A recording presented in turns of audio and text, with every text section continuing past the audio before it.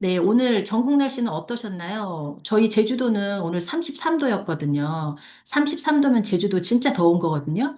바람도 잘 안 불고 오늘은요, 정말 더웠는데요. 우리가 이렇게 여름하고 더위 생각하면 저희한테는 이제 물이 생각나죠. 이스프링이 생각나죠. 그래서 여름하면 6, 7, 8, 또 7월 하면 저희에게는 골든타임이죠. 그래서 좋은 물 뉴 이스프링.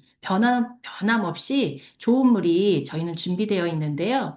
7월에도 환승워터로 또 만날 수 있다고 합니다. 저희가 물 좋은 건 다 알죠. 근데 그 좋은 물이 바로 이추어러 뉴 이스프링. 네, 더 특별한 여름에 저희가 건강하고 자신 있게 또 준비할 수 있도록 네, 이추어러 뉴 이스프링이 또 준비되어 있습니다. 그리고 7월에는 또 무이자 10개월 할부까지 더 강력하게 준비되었다고 합니다. 이 지금 FEN에서 이런 내용들을 한번 공유해 볼 건데요. 자, 강사분을 소개하겠습니다. 강이면 강의, 비주얼이면 비주얼. 네, 어느 하나 빠짐없는 분을 모셔보도록 하겠습니다. 네, 허일무 강사님 나와주세요. 큰 박수 부탁드립니다. 네, 리더님들 반갑습니다. 즐거운 금요일 저녁입니다.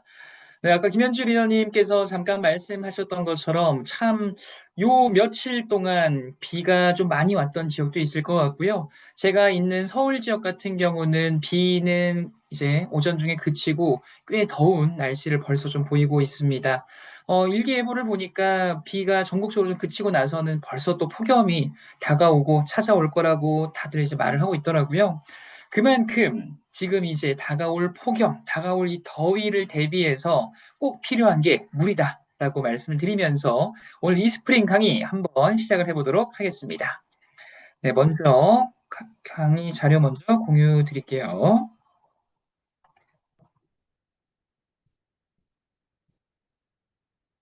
네, 오늘 강의의 주제는 이렇게 한번 잡아봤습니다. 무더운 여름, 내 몸속 온도 조절은 하루 물 한 잔 습관으로부터라고 잡아봤습니다. 어찌 보면은 우리가 습관적으로 내가 이 온도 조절을 하기 위해 딱 생각이 나는 건요. 누군가는 뭐 수분 섭취일 수도 있겠지만, 누군가는 에어컨을 틀어야겠다. 누군가는 선풍기를 틀어야겠다. 누군가는 뭐 부채를 붙여야겠다라고 생각을 하실 수도 있을 것 같습니다.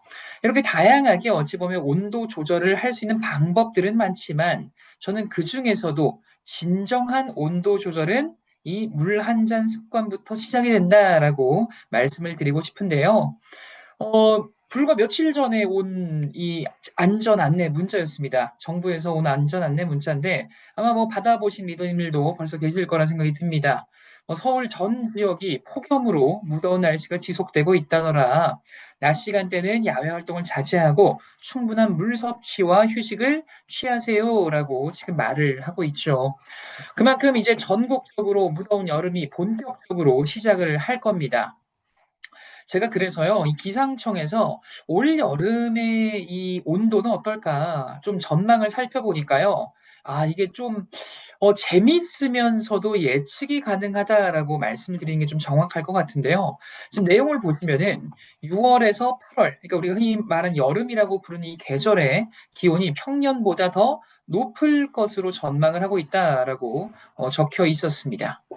근데 제가 이게 왜 재밌다라고 표현을 했냐면은 작년에도, 재작년에도 제가 이 기상청에서 자료를 조사할 때마다 내용이 거짓말처럼 똑같습니다. 똑같아요. 앞에 그 해만 바뀝니다. 2024년 평년 기온보다 높을 예정, 2025년, 2026년, 근 몇 년 동안 같은 내용이 이렇게 반복이 된다라는 건 우리는 어찌 보면은 그 다음 연도, 그 다음 연도까지도 예측이 좀 될 것 같죠. 결국에는 우리가 지금 살아가고 있는 이 세상이 시간이 지날수록 덜 더워지기보다는 더 더워질 확률이 크구나라는 걸 우리는 예측을 해볼 수가 있다는 겁니다. 근데 이 날씨가 덥다는 건 어떤 걸 의미를 할까요? 단순히 그냥 더워 에어컨 켜야겠다 이게 아니다라는 겁니다. 왜냐면요, 이 날씨가 덥다라는 거는 단순히 내가 더위만 느끼는 게 아니라 내 몸의 건강에도 영향을 줄 수가 있기 때문이거든요. 그래서 우리가 아까 제가 초반에 잠깐 말씀드렸지만 이 더운 날을 내가 좀 이겨내기 위해서 에어컨을 틀거나 선풍기를 틀거나 좋은 방법 맞습니다. 그런데 진짜로 실질적으로 내 몸을 위한 에어컨은 저는 수분섭다라고 말씀드리고 싶다라고 아까 말씀드렸었죠. 그 이유를 한번 살펴보도록 하겠습니다. 아마 이제 뭐 불과 다음 주부터도 이런 안내 문자 많이 받으실 것 같습니다. 뭐 바깥의 날씨가 폭염으로 인해서 뭐 일사병을 조심하세요. 또는 뭐 열사병을 조심하세요. 이런 내용이요. 우리가 살아오면서 분명히 일사병 또는 열사병 이 단어 자체는 한 번 이상은 무조건 들어보셨을 겁니다. 하지만 전 리더님들한테 이 질문을 한번 드려보고 싶습니다. 일사병과 열사병이 어떻게 다른지 제대로 알고 계시는 분 계십니까? 네. 아마 많지 않으실 것 같아요. 저 역시도 그랬고요. 저는 딱 어떤 느낌이었냐면요. 살아오면서 일사병, 열사병 당연히 들어는 봤는데 좀 비슷한 느낌으로 저는 인식을 하고 있었거든요. 그리고 뭔가 좀 더운, 오늘 유독 덥나 보다, 이런 정도로만 저는 이제 인식을 하고 있었는데, 이게 웬걸. 자료를 찾고 저도 공부를 하다 보니까 일사병과 열사병은요, 완전히 달라요. 그리고 리더님들은 일사병일 때와 또 열사병일 때를 잘 구분해서 조치를 취해 주셔야 된다는 것도 말씀드리고 싶습니다. 우선 일사병 먼저 보시죠.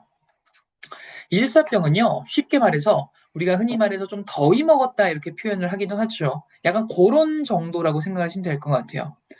우리가 날씨가 덥다 보면요, 내 몸에서 뭐가 나오죠? 땀이 납니다. 더우면 땀이 난다. 뭐, 어찌 보면 당연한 얘기를 하고 있죠. 요것도 알고 계십니까? 더우면 왜 땀이 날까요? 우린 그걸 아셔야 됩니다. 왜 내 몸에선 더울 때 땀이 날까? 왜 그러냐면 이유는 단순해요. 내 몸은 나를 지켜주기 위해서. 그럼 지켜준다는 게 어떻게 지켜주는 건데?를 보니까 내가 더우면요. 내 몸의 체온이 올라가요. 온도가 올라간다는 거죠. 내 몸이 뜨거워진다는 겁니다. 내 몸이 뜨거워지면은 내 몸은 나를 지켜주기 위해서 이 뜨거워진 온도를 낮춰주려고 해요. 그래서 내 몸 안에 있던 수분이 배출이 되는 땀이라는 게 나오는 겁니다. 그러면 땀이 난다고 무조건 이 더위가 열기가 내려갈까? 아니요. 땀이 나고요. 이 땀이 증발하면서 열기가 내려가는 거예요. 이게 우리 몸에서 땀이 나는 이유 중에 하나입니다. 가장 큰 이유 중에 하나입니다. 그래서 이 일사병이라는 건 뭐냐면요. 내가 너무 더워요. 내가 몸이 너무 뜨거워졌어요. 그러니까 내 몸은 나를 지키기 위해서 땀이 나고 있고, 근데 이 땀이 나는 게 계속 지금 바깥이 환경이 덥다 보니까 계속 열을 식혀주기 위해서 땀이 나는 거예요.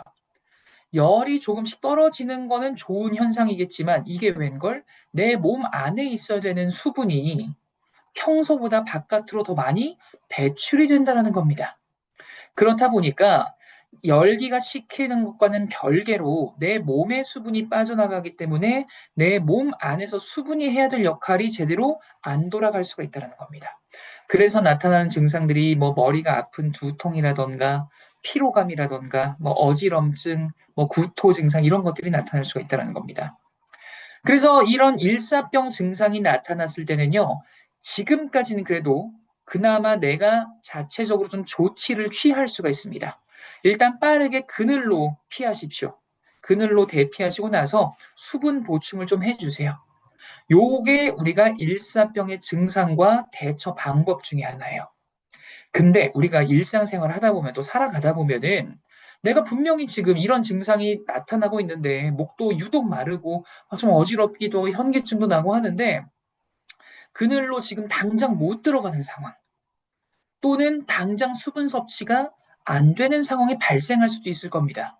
이러한 상황, 즉 일사병이 지금 증상이 나타나는데 내가 조치를 취하지 못하고 계속 그 증상이 더 심해지는 상황에서는요, 열사병으로 이게 증상이 더 심해질 수가 있습니다.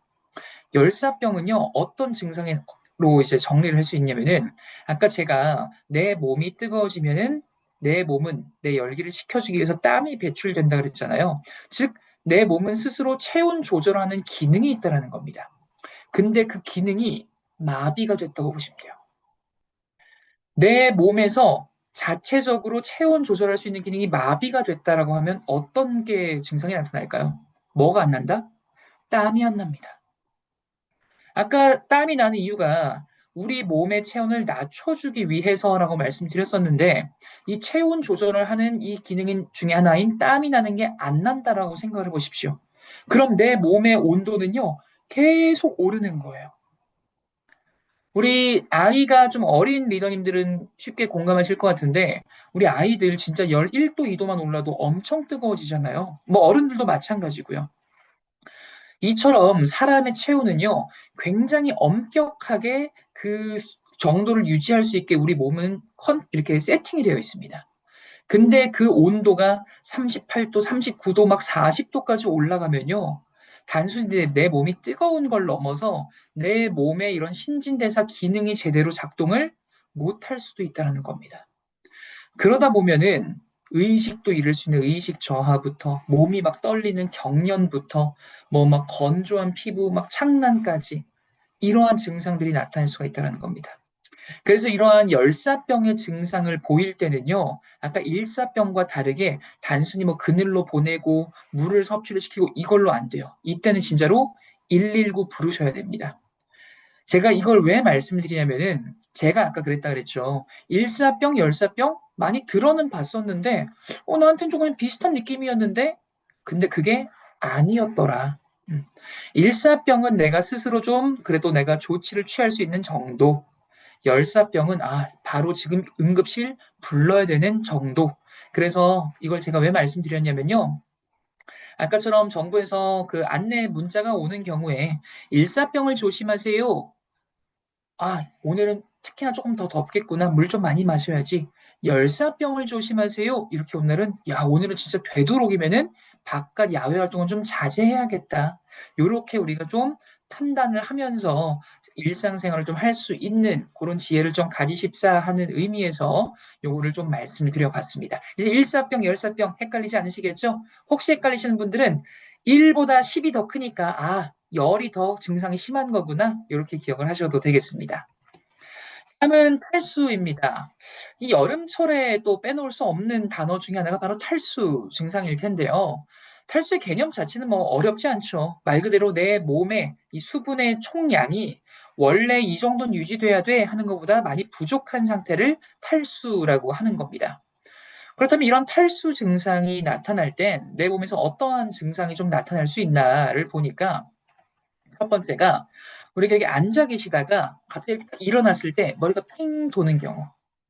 요거는 뭐 이제 평소에 혈압이 좀 낮으신 분들은 뭐 기립성 저혈압이라 하는 그런 증상으로서 나타날 수도 있겠지만 혈압이 낮은 상황이 아닌데도 내가 평소에 안 그랬는데 요즘 따라 그런 것 같아 하는 분들 수분 섭취를 내가 평소보다 안 했나라는 걸 의심해 볼 수가 있습니다. 두 번째, 이렇게 가만히 앉아 있는데도 심장이 콩닥콩닥 뛰지? 네. 요거 역시도 평소에 안 그랬는데 요즘 유독 그런다? 더위 먹었나? 맞아요. 그럴 수 있어요. 너무 덥다 보니까 평소보다 수분이 더 많이 몸에서 배출이 돼서 지금 물을 더 많이 마셔주세요라고 신호를 보내고 있는 걸 수도 있습니다. 다음으로는 소변을 보고서도 우리는 확인을 해볼 수가 있습니다. 평소보다 소변 색깔이 유독 짙거나 유독 뭔가 이렇게 냄새가 나거나 하는 경우에는 요거는 이제 많이 알고 계실 것 같아요. 우리 몸에서 지금 수분이 부족하다라는 이제 표시다라는 거 기억을 해주시고요. 역시나 여름철에 평소보다 피부 탄력이 조금 더 떨어지는 것 같다. 단순히 겨울에만 뭐 건조하고 한 게 아닙니다. 여름철에도 땀이나 이런 수분 배출이 많이 일어나는 계절이다 보니까 피부 탄력이 떨어질 수도 있는 그런 계절이거든요. 그래서 화장품을 좋은 거, 괜찮은 걸 쓰는 것도 중요하지만 이 속 수분부터 채워주는 것도 중요하다는 것도 말씀을 드리겠습니다. 그래서 이런 물, 우리 몸속에 뭐 성인의 경우는 한 60%, 많게는 70% 정도 차지하고 있다는 것도 많이 알고 계실 거고요. 이러한 물, 수분 보충에서 1에서 3%만 부족해도 심한 갈증을 느끼고요. 5%가 부족하면 혼수 상태에 빠지고 12%가 부족하면 사망에까지 이를 수 있다고 합니다. 여기서 제가 리더님들한테 여쭤보고 싶은 건 이겁니다. 지금 방금 제가 말씀드린 요 내용 처음 들으시는 분 계신가요? 네. 아마 많지 않으실 거예요. 어디선가 한 번쯤은 분명히 들어보셨을 겁니다. 네. 제가 이걸 왜 여쭤봤냐면요. 이렇게 이 수분이라는 게 조금만 부족해도 내 몸에 이렇게 심각한 영향을 끼칠 수 있다라는 걸 우리는 알매도 불구하고 나를 포함한 내 주변에 많은 사람들이 왜 이렇게 물 마시는 거를 좀 소홀히 할까? 좀 습관이 되지 않았을까라고 생각이 드시는 분들, 우린 요걸 생각해야 됩니다. 내가 누군가한테, 야, 누구님, 진짜 우리 물 요런만큼만 빠져나가도 정말 우리 몸에서 심한 갈증 느낄 수 있거든요. 그러니까 많이 드셔야 돼요. 근데도 그 사람 많이 안 먹는 거예요. 안 마시는 거예요. 왜? 이게 어찌 보면은 맞는 얘기인 건 아는데 경각심까지는 이제 안 느껴지는 거죠. 너무 많이 들었다 보니까. 그렇다고 우리는 이런 얘기를 또 안 할 수는 없고요. 맞는 얘기고 필요한 얘기니까요. 그럼 이제 우리는 뭘 고민을 해야 되냐? 이 얘기를 어떻게 전달을 해야 될까를 고민하셔야 돼요. 왜냐하면 그 사람, 나를 포함해서 정말 우리 모두가 수분을 섭취를 많이 해야 되는 게 맞으니까요. 그래서 저는 이렇게 한번 생각을 해봤습니다. 네, 지금 남자 한 명이 딱 나왔죠. 접니다. 네, 운동 꽤 열심히 했죠. 제가 평소 체중이 74kg 정도가 됩니다. 아까 보통 성인의 경우엔 수분 함량이 한 60% 정도 된다라고 말씀드렸죠. 74kg의 60% 정도는요, 대략 한 52kg 정도가 됩니다. 그럼 평소에 제 몸속에는 52kg 정도의 수분이 지금 들어있다는 얘기고, 요거의 1%만 부족해도 저는 심한 갈증을 느낀다는 거예요. 52kg의 1%는 몇 g일까요? 대략 520ml입니다. 네. 이걸 제가 왜 말씀드렸냐면은 리더님들도 한번 내 목소리를 한번 아, 내 목소리래요. 내 체중을 한번 계산을 해보자라는 겁니다. 정리를 한번 해보겠습니다. 요런 A 상황과 B 상황을 한번 생각을 해보시죠. A 상황. 누구님, 우리 몸에서요, 1%만 물이 부족해도요, 심한 갈증을 느낀대요. 물 정말 많이 드셔야 돼요. 라는 상황과 B 상황. 누구님, 우리 몸에서 1%만 부족해도 진짜 심한 갈증을 느낀대요. 근데 1%라 그러면 감이 잘 안 오죠. 제가 평소 체중이 74kg인데요. 뭐 보통 성인이 한 60% 물이 차 있다고 하니까 제 몸에 한 552kg 정도가 되는데 그 중에 1%면은 520ml 정도밖에 안 되거든요. 그러니까 생수병이 500ml 하나 정도만 제 몸에서 빠져나가도 저는 엄청 심하게 갈증을 느낄 수 있다는 거예요. 누구님은 저보다 체중이 덜 나가니까 저보다도 덜 부족해도 훨씬 더 빠르게 이 갈증을 느낄 수가 있거든요. 그래서 진짜 평소에 수분 보충 잘 해주셔야 돼요. 이렇게 말씀을 해주시는 게 조금 더 단순히 1%라고만 말하는 것보다는 그러네. 내 체중이 몇 킬로니까 나는 그럼 뭐 한 400ml만 부족해도 진짜 갈증 느끼겠네. 목마르겠네. 물 한 번 더 마셔볼까? 이런 생각이 들 수 있다는 거죠. 그래서 우리가 이 수분 보충이 필요하다라는 거를 이런 식으로도 한번 계산을 해보시면은 대화의 재미도 늘어날 거다라는 것도 말씀드릴 수가 있겠습니다. 정리를 해보면요. 더운 여름철일수록 이 꾸준한 수분 섭취 잘 해주셔야 된다는 거 말씀드리면서 우리가 이제 물을 왜 마셔야 하는지가 공감이 되셨기 때문에 어떤 물을 마셔야 할까에 대한 이야기를 잠시 나눠보도록 하겠습니다.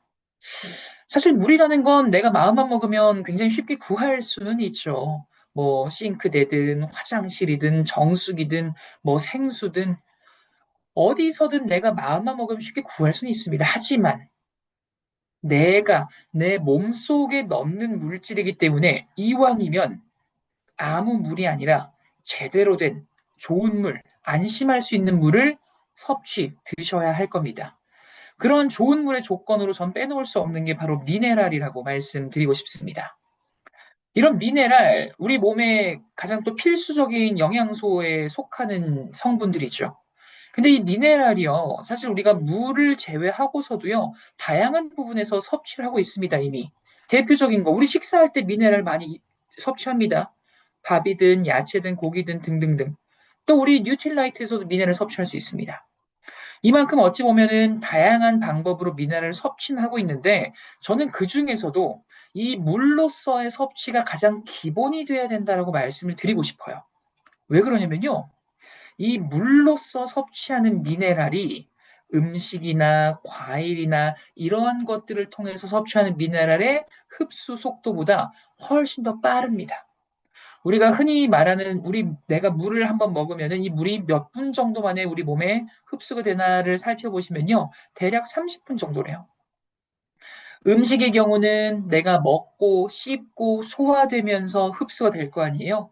근데 물의 경우는 30분 내에 내 몸에 다 체내 흡수가 되기 때문에 미네랄이 들어있는 이런 물을 섭취를 했을 때 가장 기본적이고 또 자주 섭취할 수 있는 쉬운 방법 중에 하나라는 겁니다.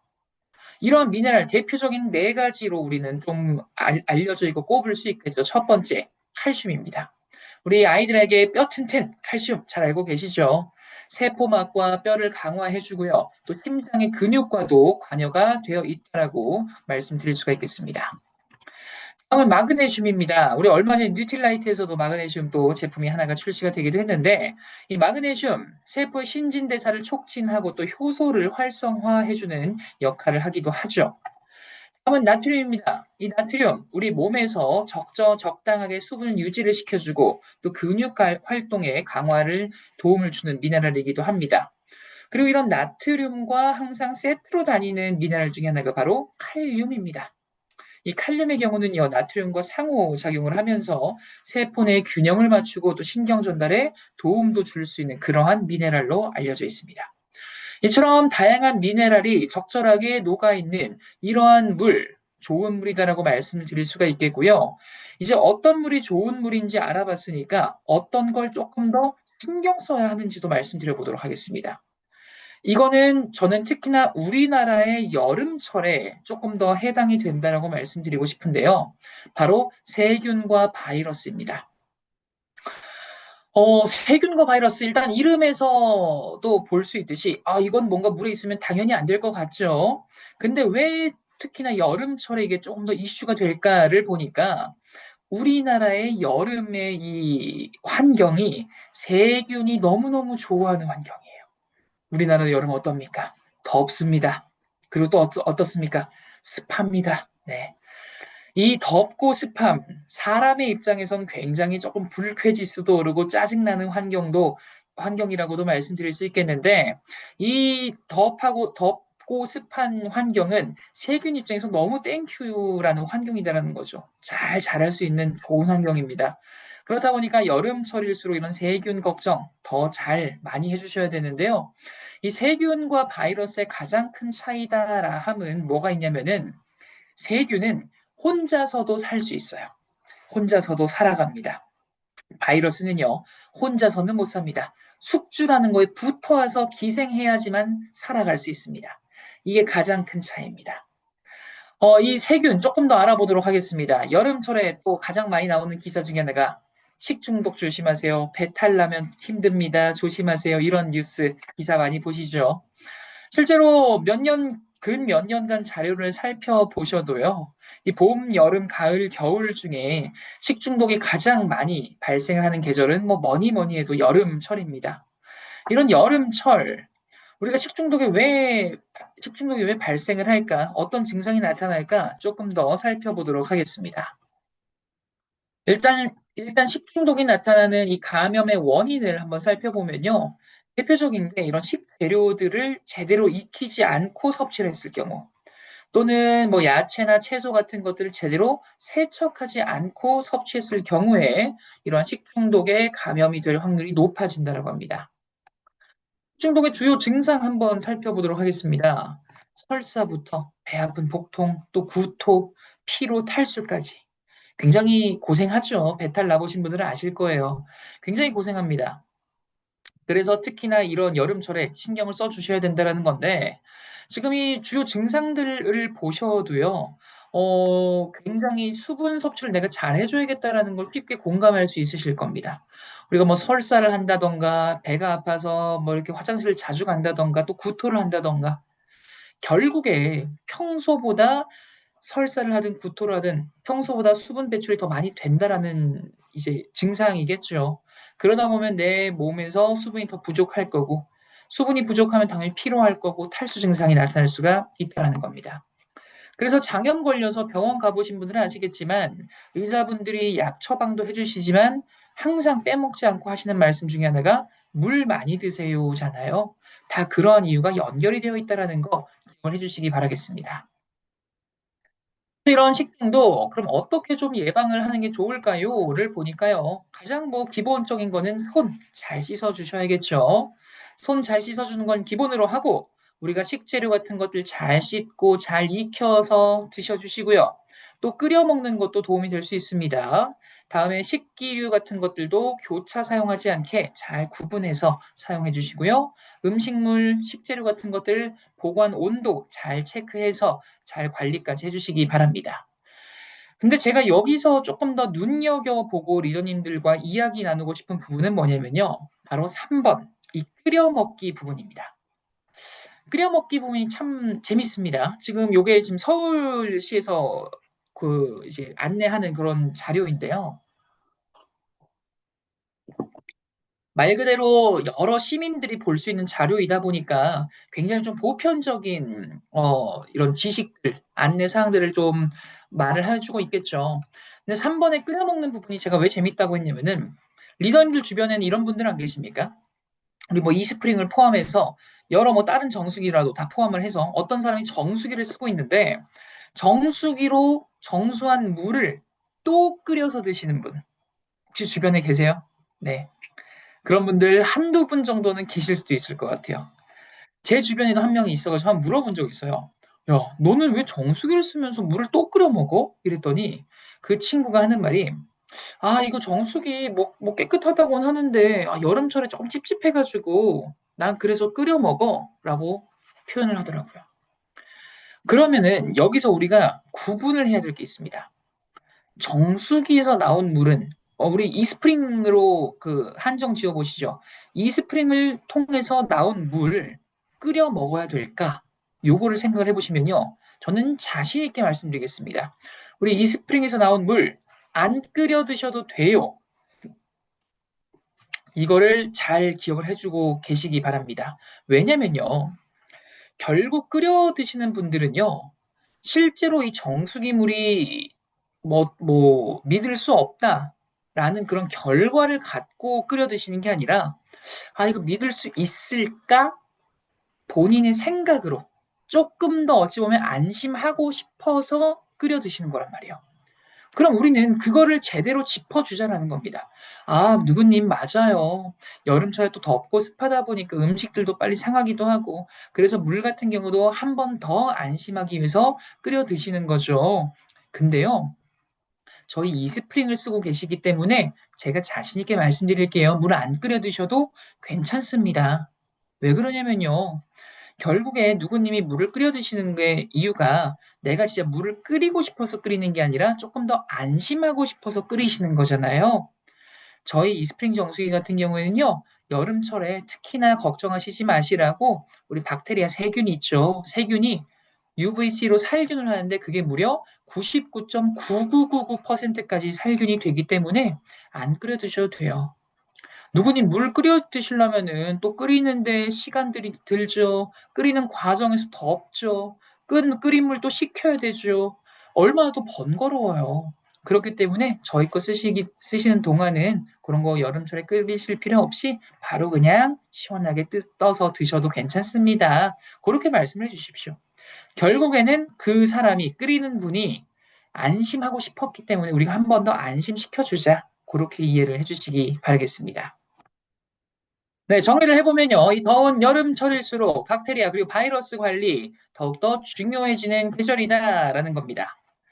그렇다면은 이러한 걱정거리들, 미네랄도 있지만 또 박테리아 걱정도 안 할 수 있는 물 어디 있을까? 그게 저는 이스프링이다라고 말씀을 드리고 싶고요. 이스프링이 정의하는 좋은 물의 기준, 이렇게 한번 좀 정리해 볼 수 있겠습니다. 바로 새로운 시대에 맞는 새로운 정수기입니다. 리더님들 우리 옷 구매하러 옷 그 쇼핑하러 가실 때 있으시죠? 우리가 옷 사러 갔을 때 옷을 사러 갈 때 누구도 트렌드에 뒤처진 유행이 다 지난 옷을 사고 싶어 하는 사람은 많지는 않을 거예요. 그렇죠? 이왕이면 조금 더 유행하는 거, 조금 더 요즘 더 예쁘다고 하는 것들 고르고 구매하실 겁니다. 그렇죠? 우리가 이렇게 옷을 입을 때도 흐름을, 유행을 쫓는 것처럼 제품을 고르실 때도, 정수기를 고르실 때도 이 시대에 맞는, 흐름에 맞는 정수기를 선택하셔야 됩니다. 정수기에서 시대에 맞는다는 건 뭘까요? 결국 옷이라는 건 내가 입기 위해서 구매를 하는 거고, 정수기라는 거는 내가 깨끗한 물을 마시기 위해서, 얻기 위해서 사용하는 제품인 것처럼 그 본질을 잘 생각했을 때 이 정수기가 얼마나 깨끗하게 정수를 할 수 있는지를 보셔야 된다는 겁니다. 근데 이 깨끗하게 정수를 한다는 것 자체가 우리가 걱정하는 오염 물질들을 걸러낸다는 거잖아요. 근데 이 오염 물질들도 시대에 따라서 조금 더 이슈가 되는 물질들이 다 바뀌더라는 거예요. 예를 들어서 한 10년 전까지만 하더라도 미세 플라스틱 이슈가 됐었나요? 과부하물 이슈 됐었나요? 아니요. 그때만 하더라도 뭐 중금속, 뭐 염소, 뭐 마이크로시스틴 이런 것들이 유행을 했었습니다. 걸러내야 된다고. 그러면 지금 그걸 안 걸러도 되냐? 아니, 걸러내야죠. 근데 그때 많은 업체에서 업계 동향이 그랬던 것처럼 10년 정도가 지난 지금은 많은 업체에서 말하는 것들이 요런 거 걸러냅니다 하는 것들이 많이 달라졌다는 거예요. 그 대표적인 게 제가 지금 띄워놓은 미세 플라스틱. 여기서 조금 더 신경 쓴다 하면은 잔류이약물. 여기서 조금 더 신경 쓴다 하면은 과부하물까지 돼요. 하나만 여기 셋 중에 하나만 걸러내도 오, 꽤 신경 썼네. 두 개, 오, 더 신경 쓰네. 세 개, 완전 신경 쓰네. 생각하셔도 됩니다. 우리 진짜 암의 이 이름을 다 떼고서라도. 근데 우리 이스프링은 이 세 가지를 다 신경을 쓰고 걸러내고 있다라는 겁니다. 리더님들 인터넷에 미세 플라스틱 검색해 보십시오. 잔류의약물질 검색해 보십시오. 과부하물 검색해 보십시오. 가장 최근 기사, 가장 최근 논문 자료가 얼마나 많은지 쉽게 찾을 수 있으실 겁니다. 그만큼 많은 뭐 환경단체라던가 연구기관이라던가 또는 정부에서도 심각하게 바라보고 있다라는 걸 우리는 쉽게 찾아볼 수 있다라는 거고요. 그만큼 어찌 보면은 우리 집에서 내가 바로 직접 마시는 이 물만큼은 이러한 것들 걱정하지 않고 안심하고 마실 수 있는 그런 정도의 퀄리티 있는 정수기를 써야지만 내가 지금 같은 여름철에도 안심할 수가 있다는 겁니다.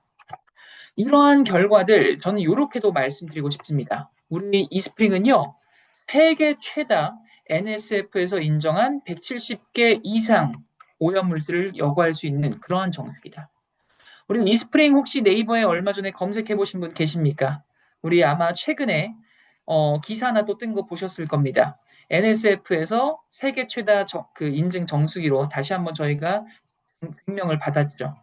그만큼 어찌 보면은 사람들이 어떤 것들을 걱정하는지 아메이는 이스프링은 알고 있었고 그런 부분을 안심시켜 줄 수 있는 이 정수기의 본질을 가장 적합하게 만든 그런 제품이라고 좀 말씀을 드리고 싶습니다. 이러한 여과 성능을 보일 수 있었던 이유 바로 E3 카본 필터 덕분이죠. 이스프링의 이 세 가지 단계를 거친다 해서 3가 붙어 있습니다. 그 세 가지 단계 중 첫 번째 단계 바로 프리필터입니다. 프리필터, 이름 익숙하신 분들 계시죠? 우리 공기청정기에도 이 프리필터라는 게 있죠. 네. 공기청정기와 이 정수기에 있는 프리필터, 뭐 재질이나 이런 건 조금씩 다릅니다만 하는 역할이 같기 때문에 프리필터라는 이름이 붙은 겁니다. 프리, 말 그대로 앞선 자를 땄다고 보시면 됩니다. 가장 앞단에서 큼지막한 물질들을 1차적으로 걸러주는 역할을 하더라 하는 게 프리필터입니다. 이 프리필터의 경우에는요, 뭐 흙이나 모래 또는 뭐 녹물 이런 것들을 1차적으로 걸러주는 역할을 하고요. 이 프리필터를 거친 물은 두 번째 단계인 디펜스 가드로 들어가게 됩니다. 이 디펜스 가드 이름에서도 알 수 있듯이 뭔가 디펜스 막아주는 그러한 느낌이 나시죠? 맞습니다. 세 번째 단계인 가장 안쪽에 있는 카본 블럭의 단계에 들어가기 전에 한 번 더 오염 물질들을 막아준다라고 해서 디펜스 가드라는 그런 이름을 얻게 됐고요. 이 디펜스 가드에서 리더님들이 기억을 하셔야 되는 건 미세 플라스틱이 이 단계에서 걸러지게 됩니다. 미세 플라스틱 이야기 나온 김에 조금만 더 진행해 보시죠. 저는 이제 정수기를 누군가 고를 때 항상 저는 이 세 가지를 체크해 보라고 말을 하는 편입니다. 첫 번째, 뭘까요? 그 정수기가 미세 플라스틱을 걸을 수 있는지 없는지를 한번 살펴보셔라. 왜냐면요, 이제 한 4, 5년 정도 된 것 같습니다. 그 몇 년 전부터 미세 플라스틱에 대한 이슈가 많이 발생을 하고, 많은 사람들이 이제 미세 플라스틱이, 좀 안 좋다라는 건 많이 이제 경각심을 갖고 계시죠. 그렇기 때문에 많은 정수기 업체들이, 우리 미세 플라스틱 거릅니다. 저희도 걸러요. 우리도 걸러요. 라고 하는 업체들이 많이 생겼다라는 겁니다. 그렇다 보니까 이제는 어떤 정수기가 미세 플라스틱을 거른다라는 것만으로는 이게 정말 좋네라고 하기는 선택지가 좀 많아졌다는 겁니다. 그래서 일단 첫 번째 미세 플라스틱 걸을 수 있나 없나를 한번 좀 살펴보시고 걸을 수 없는 건 당연히 옆으로 치우시면 되고 걸을 수 있는 것들 남겨둔 다음에 두 번째 질문을 해보십시오. 그렇다면 그 제품 미세 플라스틱을 얼마나 걸을 수 있어요? 요거를 한번 체크를 해보십시오. 그러면 어떤 제품은요, 우리는 이만큼 걸을 수 있습니다. 몇 프로 걸을 수 있습니다. 말하는 제품도 있을 거고요. 또 어떤 제품은, 우리는, 그냥 걸르긴 걸러요. 그런 느낌으로 끝나는 제품도 있을 겁니다. 어떤 제품이 우리가 미세 플라스틱을 굉장히 많이 거른다라고 자랑하고 싶으면은 분명히 단순히 우리 거릅니다라고만 끝나는 게 아니라 얼마나 거르는지도 다 말을 할 겁니다. 자랑하고 싶으니까요. 근데 단순히 거릅니다라고만 말하는 것들은 역시 옆으로 살짝 치워 놓으시면 되겠죠. 그럼 이제 세 번째, 얼마나 거른다라고 말한 것들을 남겨두고 나서 마지막 질문은, 그러면 그 얼마나 거르는 거 어디서 인증받았어요? 그거를 살펴보시기 바랍니다. 그렇다면 이제 남는 제품들 거의 없을 거라고 저는 확신합니다. 왜냐면요. 일단 우리 이스프링을 기준으로 한번 보시죠. 미세 플라스틱 걸을 수 있어? 걸을 수 있어요. 그래? 얼마나 걸러? 우리 99% 걸러요. 와, 엄청 많이 그러는데 그럼 그거 어디서 인증받은 거야? 좀 많이 알아보시는데요. 우리는 NSF에서 인증까지 받은 그런 정수기예요. 이 얼마나 거른다라는 이 99%라는 수치는 사실 누가 봐도 정말 많이 거의 100%에 가까운 수치이기 때문에 쉽게 이해가 되고 공감이 될 수 있습니다. 그런데 어느 기관에서 거르는지가 왜 중요하냐면요. 마치 이런 느낌입니다. 어떤 학생이 두 명이 있다고 가정을 해보시죠. A 학생이 자기 학교에서 수학 시험을 99점을 맞았어요. 오, 잘했어요. 칭찬해 줄 만해요. 근데 B 학생은 수능에서 수학을 99점 맞았어요. 둘 다 같은 99점이죠. 근데 둘 중에 누가 더 잘했냐라고 질문을 받으면 아무래도 조금 더 많은 사람이 수능에서 99점을 맞은 친구를 그래도 이 친구가 조금 더 잘하지 않겠어? 라고 할 수도 있을 거예요. 왜냐? 결국에 어떤 그 학교에서 99점 맞은 거랑 수능에서 99점을 맞은 거는 전국적으로 인정을 해줄 수 있는 범위가 달라지기 때문이죠. 그게 인증기관의 중요성입니다. 이러한 미세 플라스틱을 시험을 해서 결과를 내줄 수 있는 인증기관 찾으려면 사실 굉장히 많이 찾을 수 있을 거예요. 심지어는 자체 시험이라고 말하는 곳들도 있어요. 근데 그런 것들을 뭐 평가절하하고 무시하는 게 아니라 그것보다는 이왕이면은 내가 보든 뭐 프랑스 사람이 보든 한국 사람이 보든 미국 사람이 보든 어느 나라 사람이 봐도 인정해 줄 만한 그런 공신력 있는 글로벌한 기관에서 인증을 받았다면 훨씬 더, 이 제품에 대한 신뢰성까지 올라갈 수가 있을 거라고 저는 생각이 듭니다. 정수처리, 수처리에서 그러한 공신력, 힘을 갖고 있는 기관이 NSF라는 기관이고요. 우리는 NSF에서 미세 플라스틱을 99% 걸러내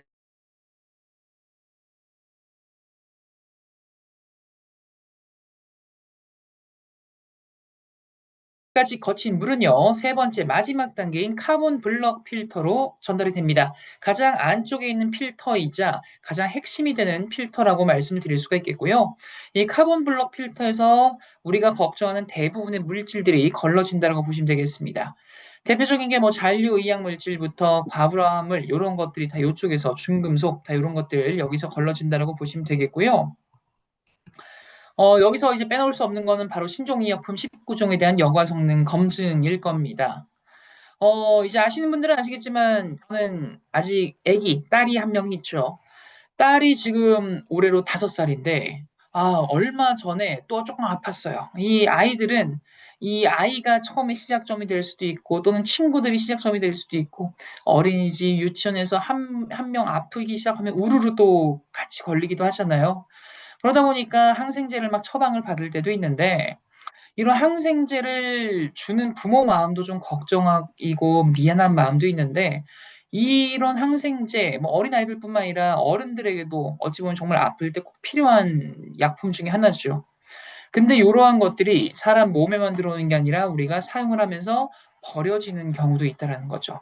이제 안 아파서 안 먹는 약들. 근데 이러한 약들 작년에도, 재작년에도, 10년 전에도, 아마 하물며 100년 전에도, 또 앞으로 1년 후도, 2년 후도, 5년 후도, 10년 후도 사람들은 계속 쓸 겁니다.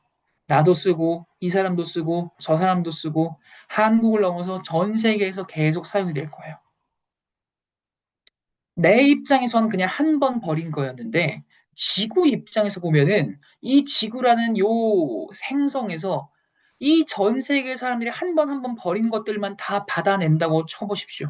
그것만 해도 정말 많은 양일 텐데, 예전에도 또 앞으로도 계속 이러한 버림이, 폐기가 발생한다라는 걸 우리는 생각을 해본다면은 결국에 이게 강이나 하천으로 바다로 흘러 들어갈 거고, 우리는 결국에 이러한 것들에서 다시 먹이 사슬에 의해서 물부터 음식부터 다 먹고 마실 거고요. 그렇기 때문에 우리가 매일매일 마셔야 하는 이 물 역시도 이러한 것들로부터의 걱정에서 완전히 자유로울 수는 없다라는 겁니다. 그렇다고 우리가 아이한테 주는 이 물, 매번 걱정하면서 여기 혹시 항생제 섞여 있으면 어떡하지? 오염물질 많으면 어떡하지? 걱정하면서 주면은 물 못 줄걸요. 그렇기 때문에 적어도 내가 우리 아이한테, 우리 가족에게 주는 물만큼은 이러한 걱정하지 않을 수 있을 정도의 퀄리티, 수준을 우리는 찾아보셔야 한다는 겁니다. 그러한 면에서 우리 뉴이스프링의 경우는 항생제를 포함한 항우울제, 항정신성 의약품 이러한 것들을 포함한 신종 의약물질 19종에 대한 여과 성능까지 검증을 받았다는 겁니다. 그런 것들의 대표적인 게 뭐 설파메라진, 설파메타진, 클로랄 하이드라이트 이런 것들이 있는데요. 이름이 너무 어렵죠. 제 강의 이제 많이 들어보신 분들은 아실 겁니다. 우리 앞에 설파가 붙으면 어떤 성분이라고 말씀드렸죠? 바로 항생제 성분이다. 네. 이렇게만 기억을 하셔도 아주 우린 충분하게 설명할 수 있고 이해할 수 있다라고 전 말씀드리고 싶습니다. 다시 한번 설파가 붙으면 어떤 성분이라고요? 항생제 성분. 네. 우리 김옥순이 감사합니다. 우리 딱 말씀해 주시는 거 마침 저한테 딱 보여가지고 네. 그렇게 이제 기억을 해주시면은 우리가 기억하기도 이해하기도 설명할 일이 있으실 때도 훨씬 더 수월하게 설명할 수 있으실 겁니다. 네, 다음은 과부라 화합물입니다. 이 과부라 화합물 어찌 보면은 근 몇 년 안에 미세 플라스틱만큼 또 신종 의약물질만큼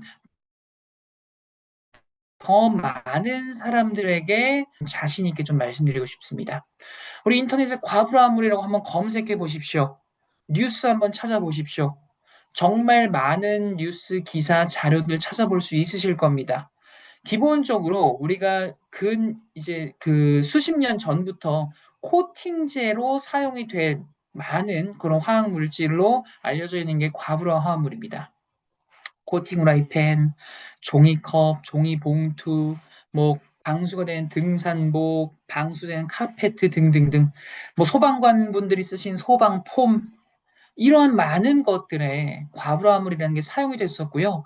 그리고 인간 세상에 도움을 줬냐라는 질문에는 완전 많은 도움 줬습니다. 정말 많은 편리함도 줬습니다.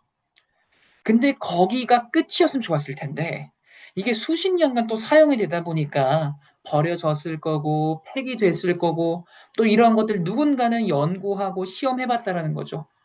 그냥 버려줘도 괜찮을까? 환경에 괜찮을까? 사람 몸에는 악영향은 없을까? 이러한 것들을 연구를 해봤는데 이게 웬걸 안 좋았던 거예요. 자연에서 분해가 되는 것도 사람 몸에 들어와서 악영향을 끼치는 것도 굉장히 오랜 시간 동안 안 좋은 영향을 끼치더라는 겁니다. 이 과부라 화합물이라는 건요, 단순한 한 물질을 말하는 게 아니라 큰 카테고리라고 보시면 되겠고요. 우리 마치 이런 느낌입니다. 비타민도 비타민이 하나가 있는 게 아니죠. 비타민 안에 여러 가지 비타민들이 있는 것처럼 과불화물도 과불화물이라는 카테고리 안에 여러 가지 하위 항목들이 있습니다. 그리고 그중에 대표적으로 안 좋다라고 알려진 게 바로 피포와 피포스입니다. 지금 보라 색깔로 이렇게 표시가 된 거 있죠. 이 피포와 피포스가 왜 안 좋다라고 알려져 있냐면 발암 물질로 알려져 있어요. 공식적으로. 그렇다 보니까 이 과불암물 역시도 앞으로 더 신경을 써야 하는 물질로 많은 기관이나 이런 뭐 단체에서 지금 계속 주장을 하고 있고요. 지금 이제 구 이스프링에서는 피포와 피포스를 제거하고 있었는데 20년 정도가 지난 지금 이제 뉴 이스프링이 2024년도에 출시가 됐죠. 그 당시에는 이 2종을 포함한 하위 5종이 추가가 돼서 현재 NSF에서 인증하고 있는 전 7종에 대한 과불화물 역시 뉴 이스프링은 걸러내고 있다는 것도 말씀드릴 수가 있겠습니다. 네, 여기까지가 이제 E3 카본 필터에 대한 설명이었고요. 아까 제가 세균 걱정 여름철에 더 하셔야 된다라고 말씀드렸죠. 그 부분의 경우는 바로 이 UVC LED로서 해결을 할 수 있다라고 말씀드릴 수가 있겠습니다. UVC LED NSF에서 세계 최초로 인증을 받은 기술력이기도 합니다. 그 결과는 굉장히 놀랍습니다. 박테리아 99.9999%, 그리고 바이러스 99.99%의 비활성화, 조금 더 쉽게 말하면 살균 능력을 갖고 있다는 거죠. 그래서 제가 아까 우리 여름철에도 이스프링 쓰시는 분들은 물 끓여 드실 필요 없어요 말씀드렸던 게 이러한 이유 때문이었습니다. 이러한 좋은 멋진 결과를 낼 수 있었던 이유는 바로 뉴 이스프링에 적용된 UVC LED의 파장 덕분인데요. 흔히 미생물이 가장 취약한 파장이다라고 말을 하는 파장은 265 나노미터를 말을 합니다. 그리고 우리 뉴 이스프링에 적용된 UVC LED의 파장은 265에서 269 나노미터의 파장을 보임으로써 아까 보여드렸던 박테리아부터 바이러스까지 완벽에 가까운 비활성을 할 수 있다는 거죠. 그래서 요거를 제가 영상을 준비를 했습니다. 얼마나 효과가 있는지 같이 한번 보면서 이야기를 나눠보도록 하겠습니다. 세 개의 시험체가 나올 거고요. 하나는 아무것도 정수되지 않은 물, 하나는 카본 블록만 정수된 물, 마지막 하나는 UVC LED까지 정수가 된 물입니다. 시간이 지날수록 이 세균에 부딪히게 되면은 색깔이 붉게 변하게 될 텐데요. UVC LED가 적용된 거 얼마나 늦게 효과가 있는지 한번 보도록 하겠습니다. 지금 다른 앞선 것들은 시간이 지나면서 좀 붉게 표시가 됐는데 UVC LED까지 거친 물은 거의 한 20시간가량이 지났는데도 색깔이 거의 변하지 않는 그걸 확인할 수가 있었죠. 네, 이만큼 이 UVC LED의 비활성화 능력이 뛰어나다라는 걸 우리는 육안으로도 확인을 해볼 수가 있었습니다. 혹시 방금 보신 영상 필요하신 분들 계시면요. 우리 한국어의 유튜브, 공식 유튜브에 올라가 있으니까 그거 활용하실 수 있다는 것도 말씀드리겠습니다. 네, 이렇게 UVC LED가 적용이 되면서요. 기존 램프 대비 에너지도 25%나 절약을 할 수 있었고요. 한번 설치하면 최대 10년 동안 쓸 수 있는 매년 폐기가 되지 않기 때문에 환경까지 생각한 그러한 기술력이다라는 것도 정리를 해볼 수가 있겠습니다. 네, 그럼 E3 카본 필터부터 그리고 우리 UVC LED 기술력까지 아까 말씀드렸던 이 NSF라는 기관에서 우리는 모두 인증을 받았습니다. 앞으로 NSF 인증을 보실 때는요, 얼마나 이 절차가 복잡한지, 어려운지, 그리고 또 비용도 많이 들고, 이렇기 때문에 우리가 NSF 인증에 대한 이런 자부심을 다시 한번 좀 가질 수가 있다는 것도 기억을 해주시기 바라겠고요. 이러한 정말 복잡한 절차, 인증 절차를 거쳐서 우리 뉴 이스프링의 경우는 이런 4가지의 인증 항목을 획득을 했다라는 겁니다. 42항목의 경우는 가장 기본적인 물에 있는 심미적인 요인들, 우리가 맛이라던가 아니면 또 오염물질 보이는 것들 이런 것들 얼마나 잘 걸러졌나를 살펴본다라고 이해를 해주시면 되겠고요. 네, 53항목은 우리가 전통적으로 걱정하는 오염물질들, 또 55B 같은 경우는 박테리아나 바이러스에 대한 살균 능력에 대한 인증, 또 401항목 같은 경우는 새롭게 요즘 발견된 오염물질들에 한해서 또 이렇게 인증을 해주고 있습니다. 정리를 해보면 가장 기본부터 가장 최신에 걱정해야 되는 것까지도 다 우리는 아우르는 인증을 획득을 했다라는 거 말씀을 드릴 수가 있겠고요. NSF뿐만 아니라 미국 수질협회라고 하는 WQA에서 발급하는 이 골드실까지도 우리는 획득을 했습니다. 말 그대로 정수기에서 받을 수 있는, 획득할 수 있는 끝판왕 인증들을 다 받았다라고 이해를 하셔도 무방합니다. 그만큼 믿을 수가 있는 그런 정수기다라는 거죠. 네, 이렇게 우리가 받은 인증 제도까지도 한번 살펴봤고요. 마지막으로 드릴 말씀은 우리 여름철 대비 퍼sit, 요 물 나오는 길이 있죠. 퍼싯도 한번 세척을 해주시는 것도 말씀을 드리면서 좀 마무리 지을 수 있겠습니다. 어렵지 않습니다. 뉴 이스프링 기준으로 퍼싯 그냥 거위목 같은 거 잡고 그냥 당기십시오. 그럼 빠집니다. 그렇게 해서 식초 이렇게 보울 같은 거에 담아 놓으시고 1시간 정도 담가만 놓으셔도 괜찮아요. 볼일 보고 나서 담가놨던 거 꺼내서 한번 헹궈만 주시면은 그게 세척입니다. 어렵지 않으니까 우리 여름철에 한 번 정도는 꼭 한번 해주십사 말씀드리면서 이런 좋은 정수기 많은 분들이 한번 체험을 해줄 수 있게 경험하실 수 있게 현재 본사에서 환승 워터 물도 한번 환승해보자라는 그런 차원의 보상 판매 프로모션 현재 진행 중에 있습니다. 지금 마케팅 팀한테 전달받은 소식을 들어보니까요. 현장에서 굉장히 뜨겁게 반응을 해주고 계신다라고 해서 저도 더 신나게 소개해드릴 수 있는 것 같은데요. 일단 구형 이스프링 쓰시는 분들 계시면은 우리 뉴 이스프링으로 보상 판매, 우리 아메이 바우처 10만 원권 2장입니다. 총 20만 원 받으실 수 있는 혜택을 가져가실 수 있고요. 타사 정수기 쓰시는 분들도 동일한 혜택 받아보실 수 있습니다. 더 놀라운 사실은 우리가 흔히 이런 기계식 정수기 말고 포트형 정수기라고 하는 브리땡 있죠. 이렇게 물통 같이 생긴 거 브리땡. 브리땡도 적용된다라는 것도 말씀드리겠고요. 그리고 이제 무료 설치 기간도 27년 2월까지 연장을 해주기로 결정이 났습니다. 요거 혜택 잊지 마시고요. 아까 우리 김현주리 님도 말씀 잠깐 해주셨지만 7월, 8월 2달간만 현대, 신한, 삼성카드 10개월 무이자 혜택까지도 제공을 해드립니다. 이번에 마케터가 진짜 칼을 갈고 프로모션 준비한 것 같아요.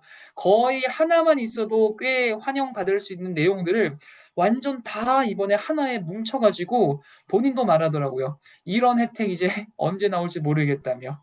그래서 더 늦지 않게 환승워터 프로모션 놓치지 마시고 많은 혜택 받아가시면 좋을 것 같고요. 오늘 제가 드릴 말씀은 이렇게 마무리를 지을 수 있을 것 같습니다. 네, 더운 날씨가 이제 이어질 것 같습니다. 열대야도 발생할 것 같은데 더운 나날이지만 우리 수분 보충 잘 하시면서 내 몸의 에어컨 잘 한번 활용해 보시면서 저는 이렇게 물러가도록 하겠습니다. 나중에 또 좋은 강의로 찾아뵙도록 하겠습니다. 감사합니다. 네, 감사합니다. 열정적으로 저희 정보를 전달해 주신 허일무 강사님께 다시 한번 큰 박수 부탁드립니다. 네, 유해물질